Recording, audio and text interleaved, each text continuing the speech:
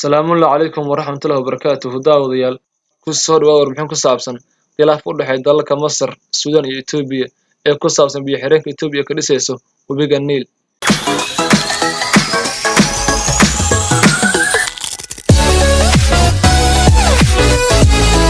Itoobiya oo ogolaatay inay dib u dhigto buuxinta biyo-xireenka. Madaxda dalalka Suudaan, Masar iyo Itoobiya ayaa magaalada Addis Ababa ku gaaray heshiis ah in dib loo dhigo kaydinta biyaha biyo-xireenka ilaa ay saddex dal ka gaaraan heshiis dhammaystiran. Saddexda dal heshiiska ay ku gaareen magaalada Addis Ababa wuxuu dhigayay inay ku laabtaan wadaxaajoodkii saddex geesoodka ahaa, isla markaana asbuucyada soo socda ay gaaraan heshiis kama dambays ah.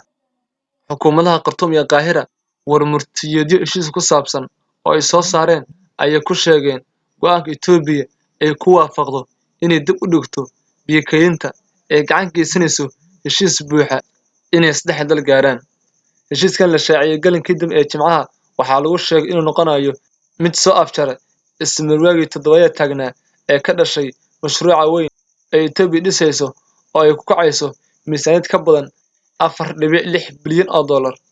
Itoobiyana waxay in muddo ah ku adkeysanaysay inay kaydinta biyo-xireenka dhismihiisa uu hadda marayo 70% ay bilowdo xilli roobaadka bisha Julaay ee soo socota. Dhinaca Itoobiya weli wax war ah oo ku saabsan heshiiskaasi la gaaray kama soo bixin marka laga reebo fariin uu ra'iisul wasaaraha Itoobiya Dr. Abiy Ahmed bartiisa Twitter-ka uu soo dhigay oo uu ku sheegay kulanka Midowga Afrika oo hormuudka ka ahaa ee ay saddex dal yeesheen uu ahaa mid miro dhal ah.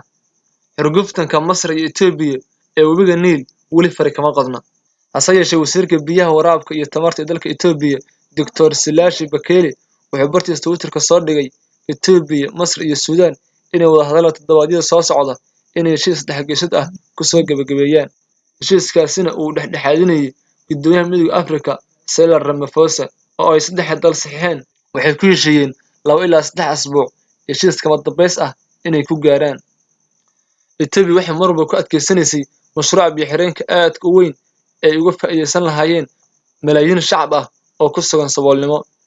Dadka Masar oo boqolkiiba 90 biyaha dalkaas laga cabo ka hela webiga Niil ayaa walwal aad u weyn ka qaba inuu biyo-xireenka uu biyaha Masar ka heli jirtay uu yareeyo, taasina ay saameyn u geysato shacabka boqolka milyan kor u dhaafay ee reer Masar. Masar waxay qaran Midoobay ugu baaqday inay soo farageliso muran ka dhashay biyo-xireenka Itoobiya ka dhisayso webiga Niil. Ra'iisul wasaaraha dalka Suudaan Cabdulla Hamdok wuxuu isna sheegay wadamada u mara webiga Niil inay ku heshiiyaan wadaxaajoodkii saddex geesoodka ahaa in dib loo bilaabo si ay guddiyada farsamada ay 2 toddobaad gudahood u gaaraan heshiis kama dambays ah. Wuxuuna ra'iisul wasaaraha Suudaan intaa ku daray inay Suudaan biyo-xireenkaasi si weyn uga faa'iideysanayso. Khataraha ka imaan kara haddii aan xal loo helin ay tahay waddanka ugu horreeya oo dhibka ugu weyn ka soo gaari karo, isaga oo Masar iyo Itoobiya ugu baaqay inay gaaraan xal waara. Biyo-xireenka weyn ee Itoobiya dhisayso waxyeello u geysan karaa webiga Niil. Muranka ugu weyn ee biyo-xireenkaasi ka dhashay ee ay isku mar la'yihiin wadamada Masar, Suudaan iyo Itoobiya waxay tahay sida ay Itoobiya u maareynayso biyaha biyo-xireenkaasi xilliga ay abaaruhu dhacaan.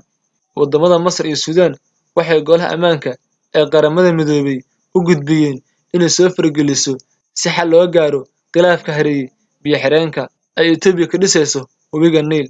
Labada dal ee Masar iyo Itoobiyana waxay ka dhawaajiyeen haddii loo baahdo inay qaadayaan tallaabo militari oo ay danahooda gaarka ah ku difaacanayaan, iyada oo ay khubaraduna cabsi ka muujiyeen haddii muranka heshiis laga gaari waayo ay arrintan dalalka u horseedi karto isku dhac militari.